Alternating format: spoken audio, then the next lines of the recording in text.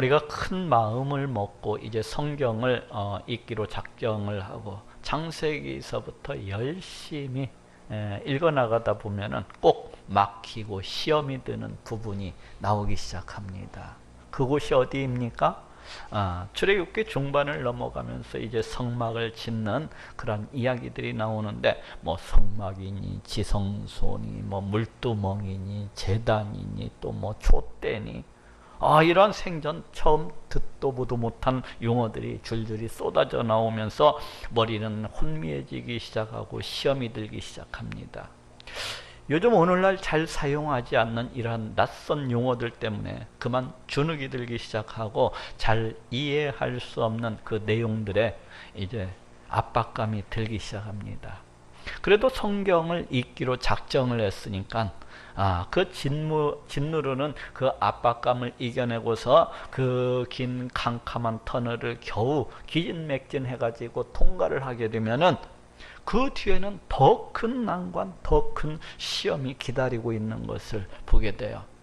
바로 레위기입니다. 그 첫 장부터 그 이름도 낯선 번제에 대해서 설명을 하고 있는데, 첫 장을 겨우 읽어내고 나서 두 번째 장을 넘기게 되면은 또다시 제사제도, 그 소제에 대해서 설명을 하고 있습니다. 또 세 번째 장은 화목제에 대해서, 또 네 번째 장은 속죄제에 대해서, 또 다섯 번째 장은 속죄제와 속건제에 대해서, 이렇게 줄줄이 제사 제도에 대해서 낱낱이 세세하게 설명을 하고 있는 것을 보게 돼요.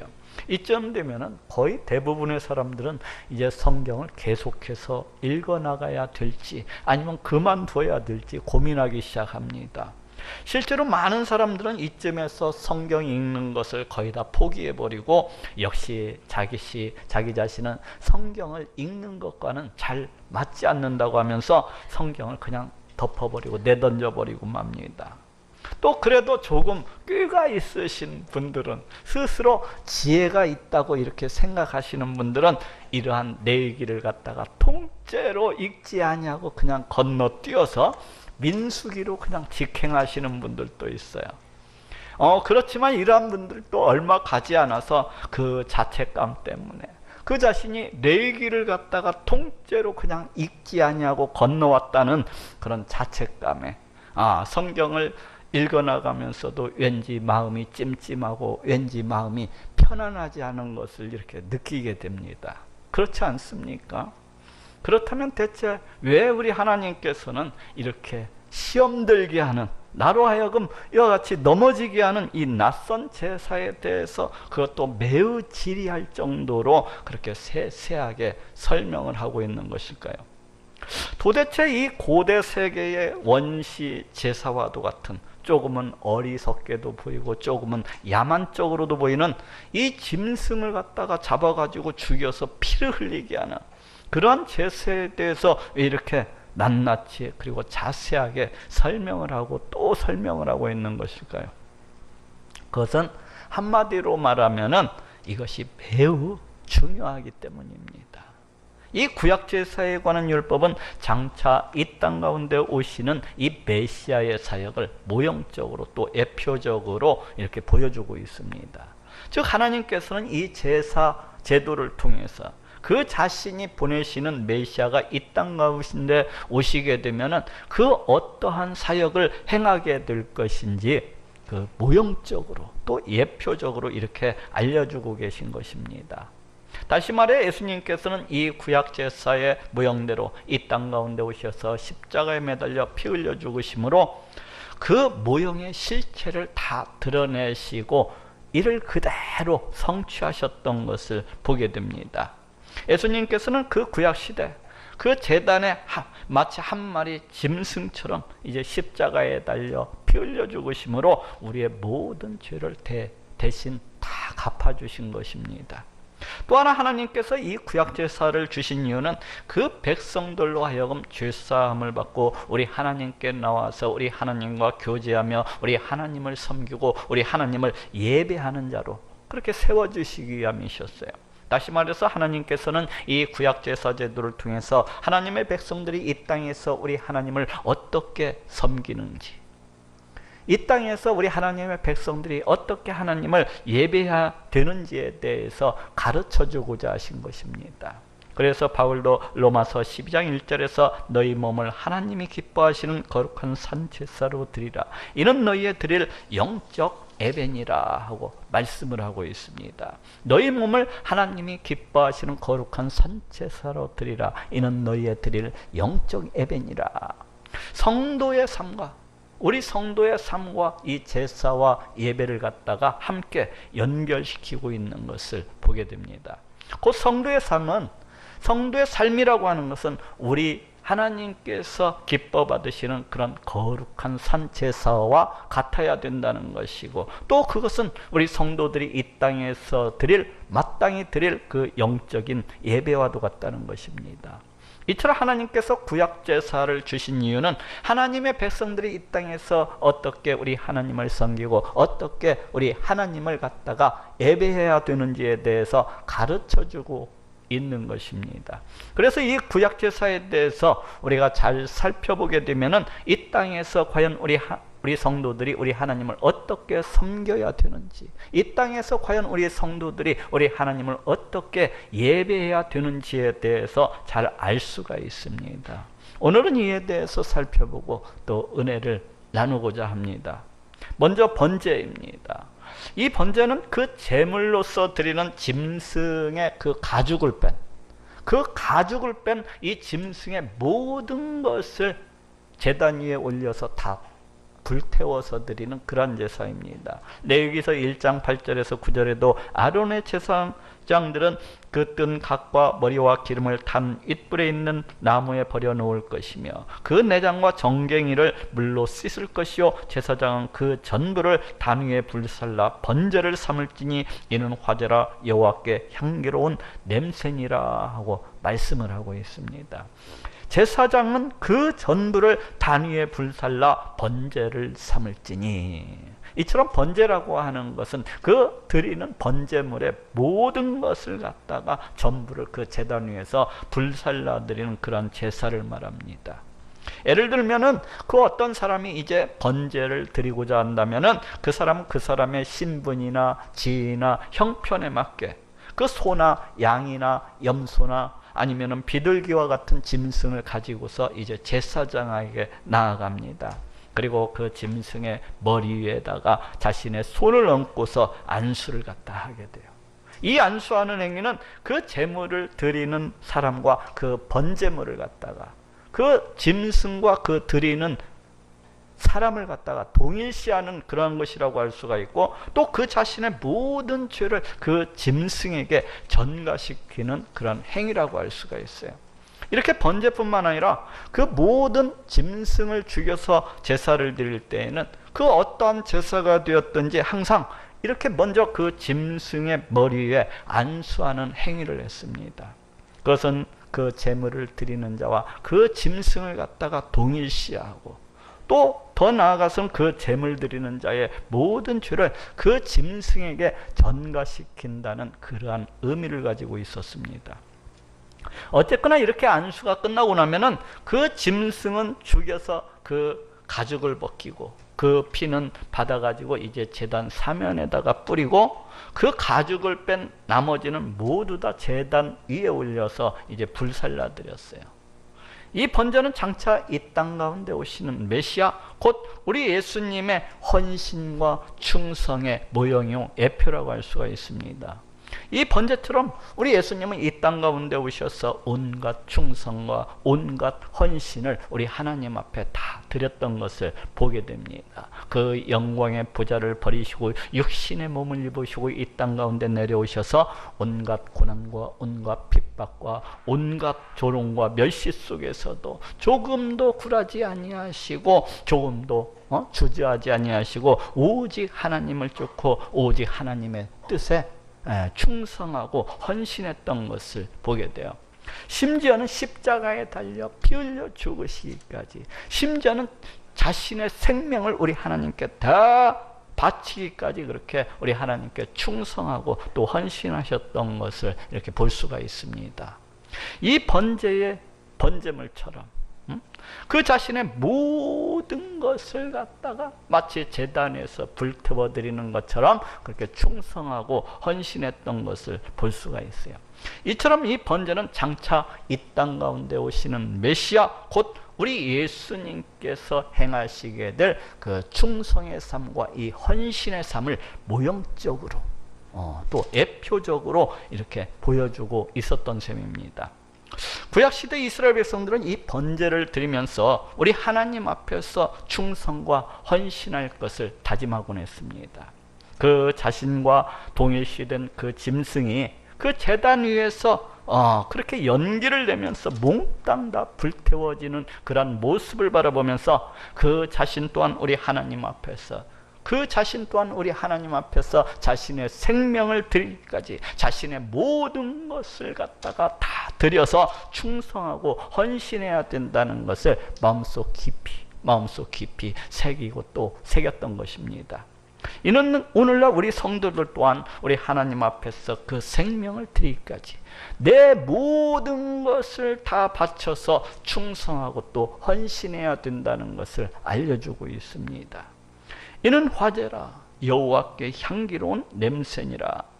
이렇게 우리 하나님 앞에서 자신의 모든 것을 다 바쳐서 자신의 생명까지라도 다 바쳐서 내 시간과 내 물질과 내 재능과 내 인생의 모든 것을 다 바쳐서 우리 하나님 앞에서 충성하고 또 헌신하면서 그렇게 살아가는 것, 바로 이러한 삶이 우리 하나님께서 기뻐 받으시는 산제사요 또 영적인 예배라고 할 수가 있습니다.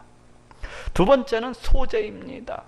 이 소제는 곡식에 고운 가루를 빻아서 이것을 예물로 삼아서 그 위에다가 기름을 붓고 소금을 치고 유향을 놓아서 그 가루 한 점을 제단 위에서 불태워 드리는 그러한 제사를 말합니다.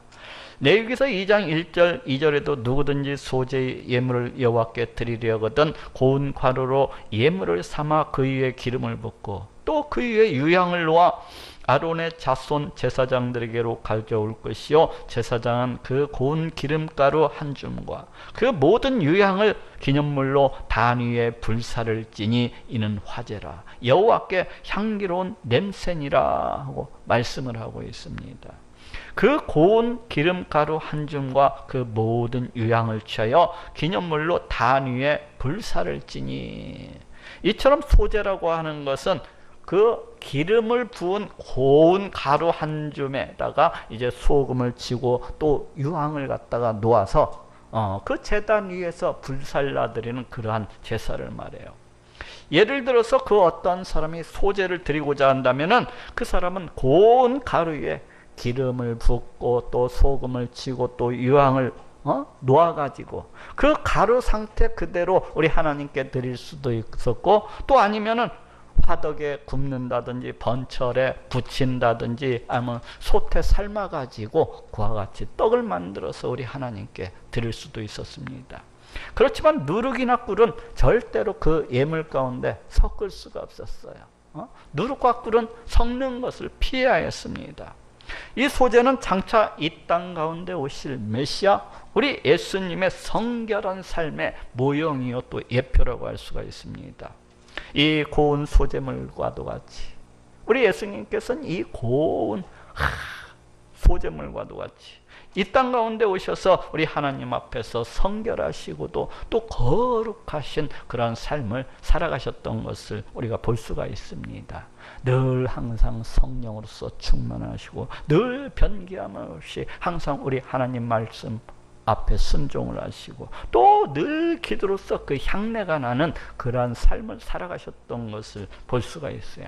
조금도 제약이 없으신 모습으로 조금도 세상과 타협하지 않으시는 그러한 모습으로 오직 우리 하나님의 기쁨과 즐거움과 그 영광과 그 만족만을 위해서 그렇게 살아가셨던 것을 볼 수가 있습니다. 이처럼 이 소제는 장차 이 땅 가운데 오시는 메시아 곧 우리 예수님의 이 거룩하시고도 성결한 삶을 갖다가 모형적으로 보여주고 있고 또 예표적으로 이렇게 보여주고 있었던 것입니다. 구약시대 이스라엘 백성들은 이 소제를 드리면서 그 자신들이 드리는 이 고운 가루와도 같이 그 자신들도 거룩하고 성결한 삶을 살아가야 한다고 이렇게 스스로 다짐하고 또 다짐을 했습니다. 고운 가루로 예물을 삼아 그 위에 기름을 붓고, 성경에서 기름은 우리 성령 하나님을 주로 상징을 합니다. 곧 이스라엘 백성들은 이 기름 부은 가루를 우리 하나님께 드리면서 우리 하나님으로 충만해져 가지고 늘 하나님을 기억하고 늘 하나님을 의식하고 그 하나님 앞에서 그 하나님을 두려워하는 그렇게 정결된 삶을 살아갈 것을 다짐하곤 했어요. 또 레위기서 2장 13절에 네 모든 소제물에 소금을 치라. 네 하나님의 언약의 소금을 네 소제에 빼지 못할지니 네 모든 예물에 소금을 드릴지니라 하고 말씀을 하고 있습니다. 네 하나님의 언약의 소금을 네 소제에 빼지 못할지니, 이스라엘 백성들은 그 고운 가루 위에다가 이제 소금을 친 그러한 예물을 우리 하나님께 드리면서 그 신의 산에서 그 과거 맺었었던 그 우리 하나님의 말씀을 갖다가 늘 생각을 했습니다. 조금도 시간이 지나도 조금도 변개하지 아니하는 그 우리 하나님의 그 언약을 갖다가, 그 소금 언약을 기억을 하면서 늘 자신들은 그 하나님 말씀에 순종해서 살아가야 되는 자라는 것을 기억을 하고 또 기억을 했어요. 마치 소금처럼 하나님의 백성으로서 이 세상과는 동화되지 않냐고, 이 세상과는 구별되어서 하나님의 백성답게 그렇게 살아갈 것을 다짐하고 또 다짐을 했던 것입니다. 그 위에 유향을 놓아, 이스라엘 백성들은 그 유향을 놓은 고운 가루를 우리 하나님께 드리면서 늘 하나님께 나아가서 기도하는 그런 향기가 나는, 그런 향내가 나는 그런 삶을 살아갈 것을 다짐하고 또 다짐했어요. 또 레위기 2장 11절에 물은 너희가 여호와께 드리는 소제물에는 모두 누룩을 넣지 말지니 너희가 누룩이나 꿀을 여호와께 화제로 드려 사르지 못할지니라 하고 말씀을 하고 있습니다. 누룩이나 꿀을 여호와께 화제로 드려 사르지 못할지니라. 성경에서 주로 누룩이라고 하는 것은 그 어떤 인간의 부패나 죄악을 갖다가 이렇게 상징을 합니다. 또 꿀이라고 하는 것은 이 세상이 주는 그 어떤 달콤함이나 그 어떤 이 세상이 주는 기쁨이나 아니면 육신적 어떤 쾌락 등을 갖다가 이렇게 상징을 해요. 곧 이스라엘 백성들은 그 누룩이나 꿀이 들어가지 아니한 이 고운 가루를 우리 하나님 앞에 드리면서 그 자신들 또한 온갖 죄악을 갖다가 멀리하고 이 세상이 주는 그 기쁨이나 즐거움이나 이 쾌락 등을 멀리해서 살아가야 한다는 것을 스스로 새기고 또 새겼던 거예요. 이는 오늘날 우리 성도들 또한 우리 하나님 앞에서 거룩하고 성결한 삶을 살아가야 한다는 것을 알려주고 있습니다.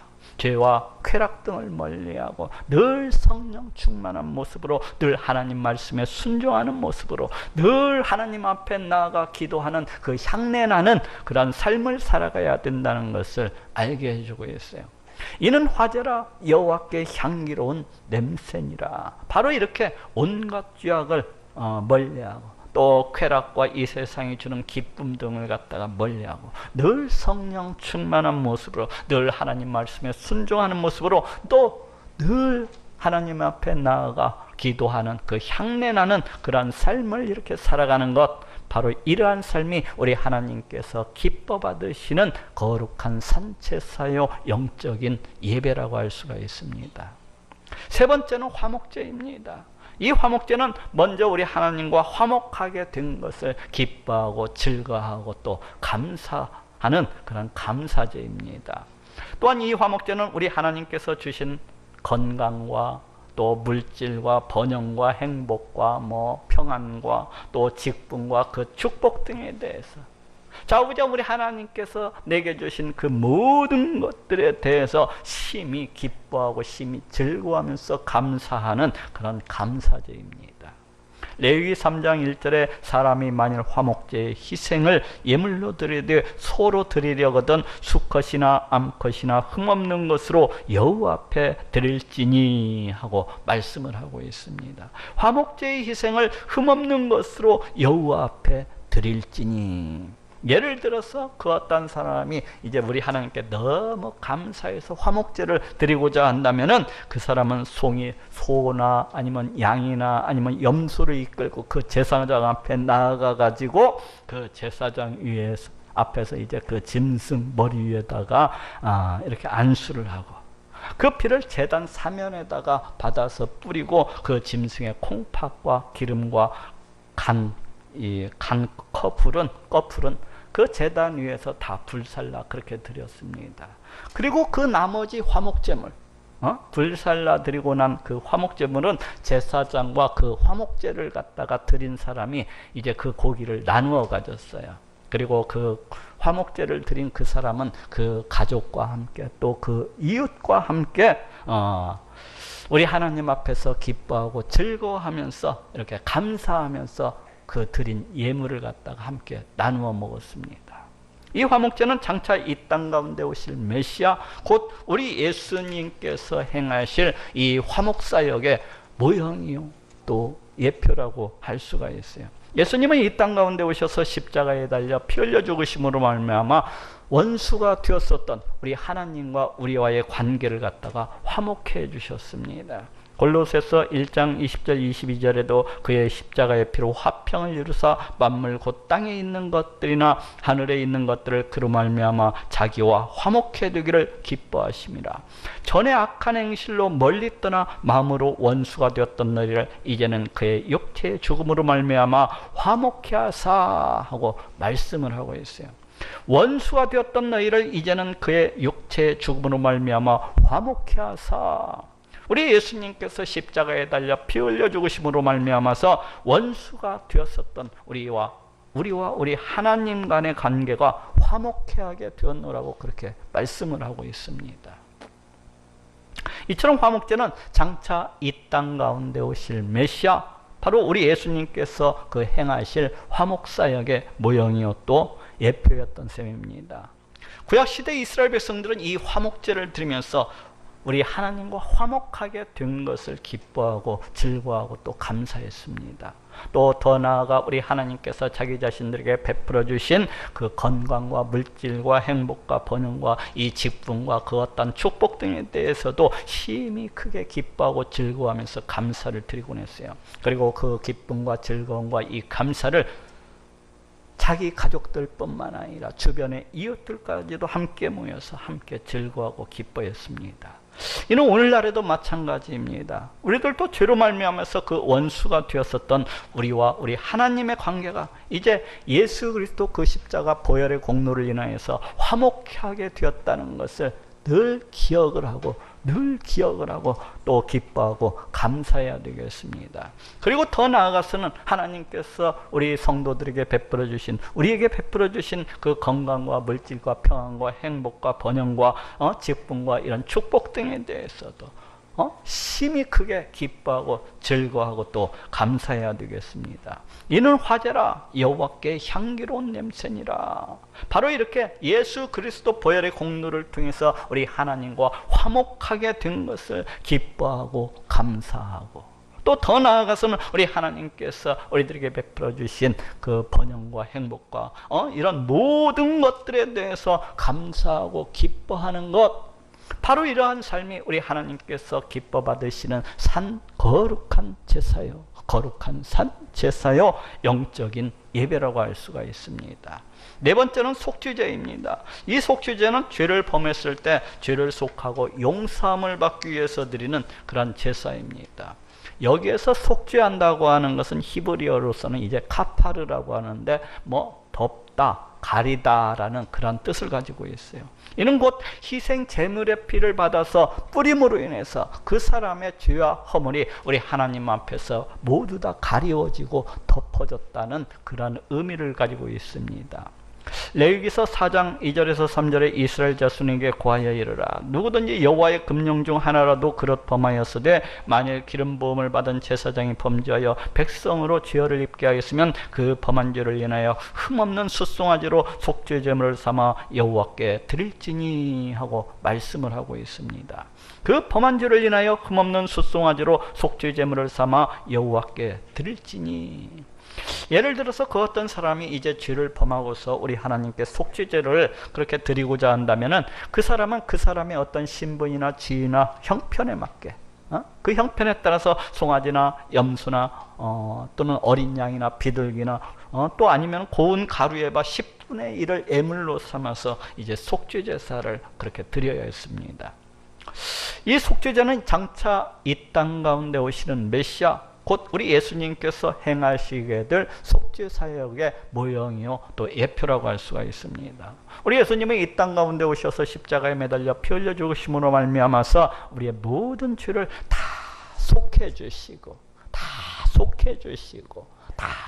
용서해 주셨어요. 이제 이를 믿는 자는 누구나 값없이 의롭다함을 얻고 우리 하나님 앞에서 값없이 의롭다함을 얻고 하나님 앞에 나아갈 수 있게 되었습니다. 히브리서 10장 10절 12절에도 예수 그리스도의 몸을 단번에 들이심으로 말미암아 우리가 거룩함을 얻었노라. 제사장마다 매일 서서 섬기며 자주 같은 제사를 드리되 이 제사는 언제든지 죄를 없게 하지 못하거니와 오직 그리스도는 죄를 위하여 한 영원한 제사를 드리시고 하나님 우편에 앉으사 하고 말씀을 하고 있습니다. 곧 우리 예수님께서 십자가에 달려 피 흘려 죽으심으로 말미암아서 단번에 한 영원한 제사를 드리시고 우리를 영원히 거룩하게 하셨노라고 그렇게 말씀을 하고 있습니다. 이처럼 이 속죄제는 장차 이 땅 가운데 오시는 메시아 곧 우리 예수님께서 행하시게 될 그 속죄사역의 모형이요 또 예표였던 것입니다. 구약시대 이스라엘 백성들은 죄를 범할 때마다 이 속죄제를 드림으로 해서 장차 이 땅 가운데 오셔서 자신들의 죄를 영원히 속해주시고 또 영원히 용서해 주시게 될 그 메시아를 고대하고 또 소망을 했어요. 또한 그들은 모형과 예표로서 주어진 이 속죄제사를 드림으로 해서 그 자신들의 죄가 모두 다 덮어졌다고, 그 자신들의 죄가 모두 다 우리 하나님 앞에서 가리워졌다고 그렇게 믿었고, 또 우리 하나님께로부터 자신들의 그 모든 죄들을 갖다가 다 용서함을 받았다고 그렇게 믿었습니다. 그래서 이들은 그 자신들의 죄를 지을 때마다 통회하고 자복하는 마음으로 우리 하나님께 나아가서 속죄제사를 드림으로써 그 죄로부터 자유함을 얻고 우리 하나님과의 관계를 다시금 회복할 수가 있었던 것입니다. 이는 오늘날에도 마찬가지예요. 우리 예수님은 이 땅 가운데 오셔서 이제 십자가에 매달려 피 흘려 죽으심으로 말미암아서 그 모형과 예표로서 주어졌던 이 속죄제의 실체를 다 드러내시고 이를 그대로 성취하셨던 것을 보게 됩니다. 이제 이를 믿는 자는 그 누구나 그 어떠한 죄든지 다 죄로부터 용서함을 받고 우리 하나님과의 관계를 이미 회복한 자들이라고 할 수가 있어요. 우리 예수 그리스도를 믿는 자는 우리 하나님께로부터 그 모든 죄들을 갖다가 다 용서함을 받고 우리 하나님과의 관계를 갖다가 회복한 자들이라고 그렇게 말을 할 수가 있습니다. 그러니 우리는 늘 이를 기억하면서 감사하고 또 감사해야 되겠어요. 그렇지만 우리는 이 땅에서 살아가는 날 동안에 우리 연약한 육체로 인하여서 늘 넘어지고 늘 깨어지고 늘 죄악 가운데에서 그렇게 살아갈 수밖에 없습니다. 그렇기 때문에 늘 깨어서 죄를 멀리할 수 있도록 조심을 하고, 그래도 우리 육신이 연약하여서 죄를 지고 또 넘어졌다면은 통회하고 자복하는 마음으로 우리 하나님께 나아가서 그 죄에 대해서 낱낱이 고백을 하고 용서함을 받아야 되겠습니다. 그 범한 죄에 대하여 그를 위하여 속죄한즉 그가 사함을 얻으리라. 바로 이렇게 죄를 범할 때마다 우리 하나님께 나아가서 통회하고 자복하는 마음으로 그 죄에 대해서 낱낱이 고백을 하고 용서함을 받는 것, 바로 이러한 삶이 우리 하나님께서 기뻐 받으시는 그 거룩한 산 제사요 또한 영적인 예배라고 할 수가 있습니다. 마지막으로 속건제입니다. 이 속건제는 그 어떤 사람이 하나님의 성물에 해를 입혔을 때 혹은 그 이웃에게 어떠한 해를 끼치거나 손해를 입혔을 때에 드리는 제사입니다. 이 속건제는 배상의 성격이 강한 그런 제사라고 할 수가 있어요. 레위기서 5장 15절에서 16절에 누구든지 여호와의 성물에 대하여 그릇 범과하였거든 여호와께 속건제를 드리되 너의 지정한 가치를 따라 성수의 세겔로 몇 세겔 은에 상당한 흠없는 순양을 네 떼 중에서 끌어다가 속건제로 드려서 성물에 대한 범과를 갚되 그것에 5분의 1을 더하여 제사장에게 줄 것이요 제사장은 그 속건제 순양으로 그를 위하여 속한즉 그가 사함을 얻으리라 하고 말씀을 하고 있습니다. 성물에 대한 범과를 갚되 그것에 5분의 1을 더하여 제사장에게 줄 것이요. 예를 들어서 그 어떤 사람이 우리 하나님의 성물에 해를 끼치게 되었다면은 그 사람은 그것에 대해서 이제 반드시 배상을 해야만 하는데 그 해를 끼친 그 본물에다가 5분의 1을 더해서 배상을 하고 그러고 난 다음에 그 속건제를 드려야 됐습니다. 그래야 그 죄로부터 용서함을 받을 수가 있었어요. 또 예를 들면은 그 어떤 사람이 그 이웃에게 어떤 해를 끼치거나 어떤 손해를 끼치게 되었다면은 그 사람은 그 손해에 대해서 그 해를 끼친 것에 대해서 먼저 배상을 해야만 되는데 그 손해를 끼친 그 금액에다가 5분의 1을 더해서 배상을 해야 됐습니다. 그렇게 하고 난 다음에 속건제를 드려야 그 죄에 대해서 용서함을 받을 수가 있었어요. 바로 이것이 속건제입니다. 이 속건제 또한 장차 이 땅 가운데 오실 메시아 곧 우리 예수님께서 행하실 이 속건사역의 모형이요 또 예표라고 할 수가 있습니다. 우리가 짓는 모든 죄라고 하는 것은 우리 하나님 앞에서 우리 하나님을 대적을 해서 그렇게 범하는 죄라고 할 수가 있어요. 즉 우리가 범하는 모든 죄악은 우리 하나님을 무시하고 우리 하나님을 멸시하고 우리 하나님을 떠남으로 해서 범하는 그런 죄악들입니다. 그래서 이러한 죄악들은 우리 하나님의 마음을 심히 불편하게 만들고 우리가 짓는 모든 죄악들은 우리 하나님의 마음을 심히 상하게 만들고 더 나아가서는 하나님의 영광을 훼손하는 그런 결과를 가져오게 됩니다. 이 속건제는 이러한 죄악들에 대해서 우리 하나님께로부터 용서함을 받기 위해서는 먼저 그 죄악으로 인해서 생긴 그 피해에 대해서 보상이 있어야만 한다는 것을 알려주고 있습니다. 즉 우리 인간이 하나님께로부터 죄 용서함을 받기 위해서는 먼저 그 훼손이 된 우리 하나님의 영광에 대한 그런 어떤 배상이 있어야만 된다는 것입니다. 그렇지만 우리 인간에게는 이렇게 훼손된 우리 하나님의 영광을 배상할 만한 그런 능력이 전혀 없습니다. 그렇지 않습니까? 이 죄악된 인간이 그 훼손된 우리 하나님의 영광을 어찌 배상할 수가 있겠습니까? 그 무엇으로? 그 무엇으로? 그것도 5분의 1을 더하여서 우리 하나님의 그 훼손된 영광을 배상하고 또 회복할 수가 있겠습니까? 이는 성자 하나님이신 우리 예수님만이 할 수 있는 일인 것입니다. 예수님께서는 이 땅 가운데 오셔서 십자가에 매달려 피 흘려 죽으심으로 말미암아 그 훼손된 우리 하나님의 영광을 다 회복하시고 우리가 갚아야 될 그 배상을 다 갚아주셨어요. 이렇듯 이 속건제는 이 땅 가운데 오시는 메시아 곧 우리 예수님께서 행하시게 될 그 속건사역의 모형이요 예표였던 것입니다. 구약시대 이스라엘 백성들은 하나님의 성물에 해를 끼칠 때마다 혹은 그 이웃에게 그 어떠한 해를 끼칠 때마다 그 손해를 끼친 그 금액에다가 5분의 1을 더해서 이제 그렇게 배상을 하고 이 속건제를 드림으로 해서 우리 하나님께로부터 용서함을 받을 수가 있었어요. 또한 그 이웃들로부터 용서함을 받을 수가 있었습니다. 또 그들은 이 속건제를 드림으로 해서 이 죄라고 하는 것은 우리 하나님의 마음을 심히 불편하게 만들고 이 죄라고 하는 것은 우리 하나님의 마음을 심히 상하게 만들고 우리 하나님의 영광을 훼손하는 그러한 것이라는 것을 새기고 또 새겨야 했습니다. 그렇게 함으로써 그들은 되도록이면 그러한 죄악들을 갖다가 범하지 아니하도록 조심을 하고 또 조심을 할 수가 있었어요. 이는 오늘날에도 마찬가지입니다.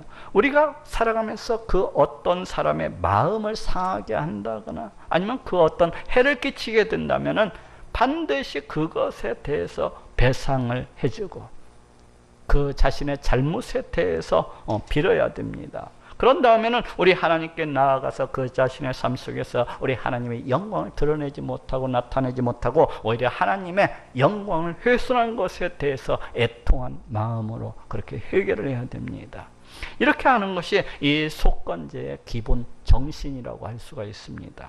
그런데 어떤 사람들은 그 이웃의 마음을 상하게 하거나 그 이웃에 그 어떤 해를 끼치고서도 전혀 배상도 하지 아니할 뿐만 아니라 그 사람에게 전혀 사과조차 하지 아니하는 사람들이 그렇게 수두룩한 것을 봅니다.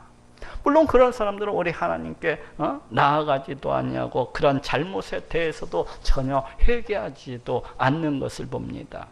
상대방에게 그렇게 큰 잘못을 범해놓고서도 그냥 입을 탁 그냥 조개 껍데기 마냥 그냥 딱 다물고 절대로 사과할 줄 모릅니다.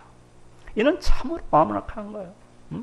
이는 참으로 강팍하고 참으로 폐역한 것입니다. 이는 참으로 저주받은 인생이요, 이는 참으로 몹쓸 인생이요, 이는 참으로 재수 없는 인생. 이는 참으로 우리 하나님께로부터 저주받고 또 저주받은 그러한 인생인 것입니다. 이러한 사람들에게는 우리 하나님의 그 무서운 진노와 심판과 그것만 있을 뿐이에요. 그러니 그 어떤 사람에게 잘못을 범했다면은 여기에 계신 여러분들은 반드시 사과를 하고 또 용서를 빌고 또 용서를 빌어야만 하겠어요. 그리고 또 죄라고 하는 것은 우리 하나님의 마음을 심히 불편하게 만들고 우리 하나님의 마음을 심히 상하게 만들고 우리 하나님의 영광을 훼손하는 그러한 것이라는 것을 깊이 그렇게 인식을 하고 되도록이면 그러한 죄를 범하지 아니하도록 조심하고 또 조심해야 되겠습니다. 자, 따라합시다. 거룩한 산 제사로 드리라. 다시 한 번 더 따라합시다. 거룩한 산 제사로 드리라. 이렇듯 구약 제사는 우리가 이 땅에서 우리 하나님을 어떻게 섬기고 우리 하나님을 어떻게 예배해야 되는지에 대해서 세세하게 알려주고 있습니다. 하나님 앞에서 헌신하고 충성할 것이며 또 거룩하고 또 성결하게 그렇게 살아갈 것이며 항상 예수 그리스도 보혈의 공로를 통하여서 구원받은 것을 기뻐하고 감사하고 또 죄를 지을 때마다 애통한 마음으로 우리 하나님께 나아가서 자복하고 회개하고 또 그 어떤 사람에게 잘못을 범했을 경우에는 반드시 사과를 하고 용서를 빌고 바로 이렇게 살아가는 것이 우리 하나님께서 기뻐 받으시는 거룩한 산제사요 영적인 예배라고 할 수가 있습니다. 그러니 우리의 모든 삶 속에서 우리 하나님께서 기뻐 받으시는 거룩한 산제사를 드리시는 모든 분들이 되시기를 우리 예수님의 이름으로 축원합니다.